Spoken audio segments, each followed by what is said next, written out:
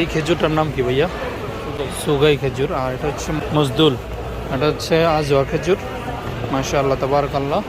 মরিয়ম খেজুর দেখতে পাচ্ছেন, মাশাআল্লাহ খুব ফ্রেশ খেজুর। আপনারা এখানে আসবেন, খেজুর নিয়ে যাবেন। এটা হচ্ছে মোফাদ্দল খেজুর, খুবই চমৎকার। প্যাকেট খেজুর আছে, সব ধরনের খেজুর রয়েছে। আল্লাহ রাসূল সাল্লাল্লাহু আলাইহি ওয়াসাল্লামের দোয়ার বরকতে কি পরিমাণ খেজুর এই সৌদি আরবের মাটিতে আপনারা দেখতে পাচ্ছেন। হাজী সাহেবরা এখান থেকে মূলত খেজুর ক্রয় করে দেশে নিয়ে যান।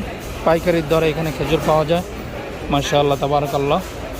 এই আজওয়া খেজুরের ইতিহাস রয়েছে। আল্লাহ রাসূল সাল্লাল্লাহু আলাইহি সাল্লামকে আজওয়া খেজুরের বিচি দেওয়া হয়েছিল পুড়ে, কয়লা করে। আপনি যদি এটিকে মাটিতে বপন করার সাথে সাথে গাছ হয় তাহলে আমরা ইসলাম গ্রহণ করব।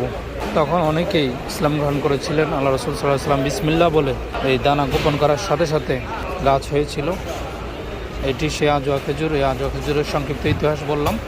আমাদের বাংলাদেশে একজন ভাই দোকানের মালিক। আল্লাহ সবাইকে এই পবিত্র মক্কায় আসার তৌফিক দান করুক, আমিন।